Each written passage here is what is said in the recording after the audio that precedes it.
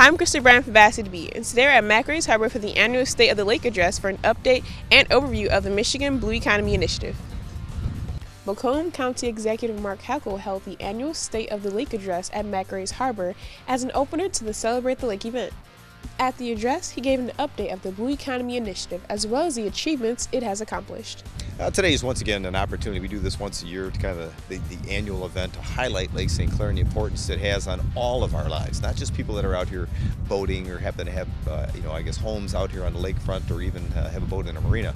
This is something that's important to all of us, and so it's important for all of us to understand that we need to continue to keep the environment friendly when it comes to, dealing with what's going into the rivers and the lakes themselves. So there's a lot of effort that keeps putting pushed into it year after year, and with that being said, I think that passion by those that really understand the importance of this lake and our fresh water is starting to resonate further than just the lakefront itself. It's basically exposure to our great Lake St. Clair for everybody.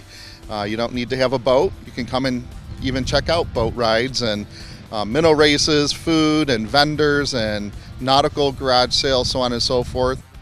Macomb County's Blue Economy Initiative was designed to protect and enhance two of Macomb County's water assets, Lake St. Clair and the Clinton River watershed.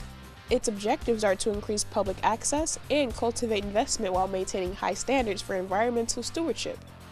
To give people understanding that there has been, momentum that keeps on building, and we're trying to see, can we make a bigger impact on the water quality? How about the water access, whether it's the Clinton River or obviously Lake St. Clair? And what about the fact that we've got some of these incredible entertainment things that are happening out on our waterfront? So getting that attention drawn to it, not just from the water quality, which is the underlying premise, that's the number one objective, but also the water attraction and the access, and how do we grow those? And I think we're starting to see that momentum building year after year.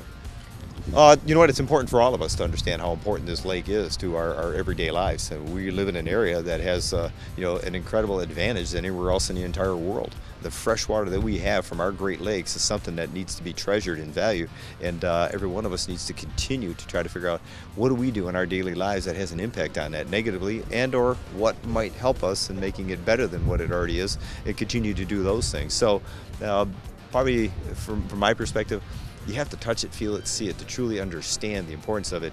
And as I always say, the further people get from that actual coastline that we have out here on Lake St. Clair, sometimes the less they really have an appreciation unless they happen to boat out here or do some activities. So we're trying to get people to enjoy activities out on this lake so they too will buy into it. One of the purposes behind the Blue Economy Initiative was to improve not only water access, but also water quality and water attractions. Through the Celebrate the Lake event, residents have the chance to come out and enjoy their very own Great Lake.